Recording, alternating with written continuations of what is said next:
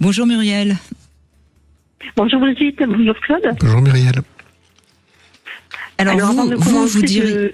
Oui, allez-y, je vous en prie, pardon, je vous ai coupé. Oui, une phrase que j'aime beaucoup d'Antoine de Saint-Exupéry qui peut, je pense, par le couple et le fait d'aimer, pas que se regarder l'un l'autre, c'est regarder Regardez ensemble dans la même direction, oui. On vous entend pas bien, Muriel. Je ne sais pas si on peut faire quelque chose tout de suite. Ça va mieux ? Pour l'instant, ça va, oui. Continuez. D'accord, je ne bouge pas. Oui, allez-y. Oui, alors moi je parlais de besoin de bienveillance et de respect. C'est la primauté que je mettrais dans le couple, dans les besoins primaires, oui, bien sûr. Voilà. Vous avez besoin de vous sentir respecté, hein, c'est ça, et qu'on ait de la bienveillance vis-à-vis de vous. C'est ça. D'accord. Oui. Et vous avez de la communication, bien sûr. Oui, mais ça, la communication, ça va être un petit peu la sauce à tout. Qu'on va mettre à toutes les sauces. Hein. Non, mais de respect, oui, ça paraît. Enfin. Qu'est-ce qu'on met aussi derrière respect ? Voilà, c'est là où on va aller un petit peu plus loin, si vous voulez bien, parce que le besoin, normalement, lorsqu'on s'aime, on se respecte. Mais donc, qu'est-ce que vous mettez derrière ce besoin de respect ? Il y a quelque chose certainement de plus fort, de plus puissant.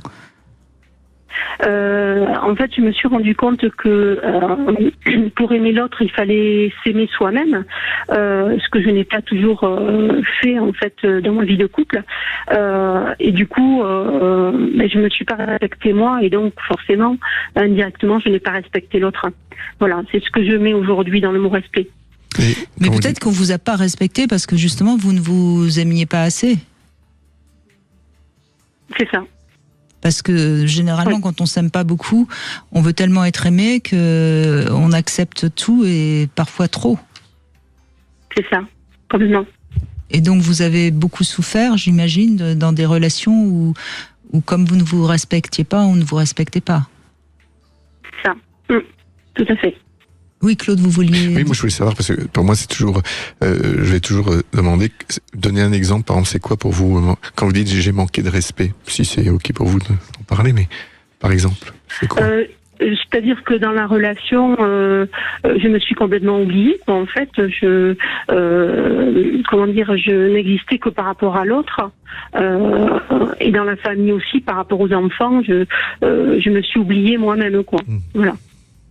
Oui, mais voyez, ce qui est intéressant, et merci de votre témoignage, parce que je pense que ça parlera à tout le monde. Là, vous demandez à l'autre ce que vous devriez pouvoir faire pour vous-même.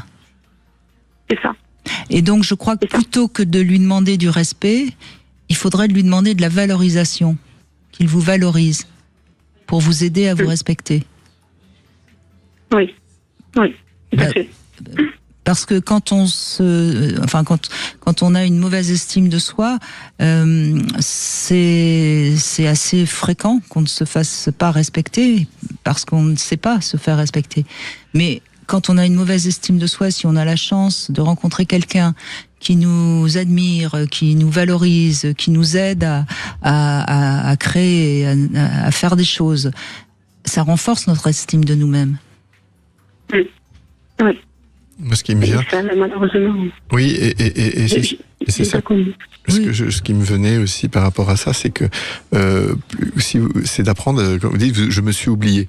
Souvent on s'oublie, mais c'est déjà de savoir de quoi vous avez besoin, de quoi vous avez envie, qu'est-ce qui fait que vous vous sentez aimé, et de le dire à votre partenaire. On appelle ça les langages d'amour, c'est de dire à votre partenaire qu'est-ce qui fait que vous vous sentez aimé dans la relation. Ça va donner aussi des clés à votre partenaire pour par exemple, si vous avez besoin de mots valorisants, comme vient de le dire Brigitte, c'est vraiment ça. C'est de demander à l'autre. L'autre ne doit pas deviner ce qui nous fait plaisir. C'est vraiment de demander. Il n'y a pas dans le couple, c'est important. Par exemple, vous voyez, vous pouvez, si vous êtes avec un compagnon, lui dire, mais qu'est-ce que tu aimes chez moi ? Pourquoi tu es avec moi ? Et là, vous allez entendre normalement des phrases qui vont vous permettre de vous valoriser. Oui. Vous comprenez ? Vous vouliez dire quelque chose, allez-y, on vous écoute, Muriel. justement, j'ai eu un problème de santé à un moment donné. J'attendais un diagnostic et je l'ai sollicité. Je lui ai dit justement, je vais avoir besoin de toi par peur du diagnostic et parce que je me sentais, j'avais besoin de soutien. Et du coup, je l'ai verbalisé alors qu'auparavant, je ne l'aurais jamais fait. Et j'ai pas eu ce que j'attendais, quoi. En fait, j'ai pas eu de réponse verbale, j'ai pas eu de comportement dans ce sens-là, et du coup ça m'a questionné beaucoup. Parce que je me dis demain tu es extrêmement malade, est-ce que tu seras seule bien qu'accompagnée, voilà.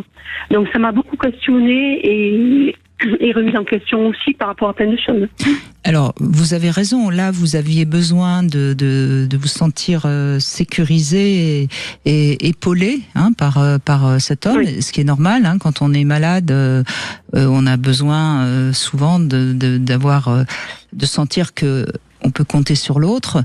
Et visiblement, vous vous êtes rendu compte que vous ne pouviez pas compter sur lui. C'est ça.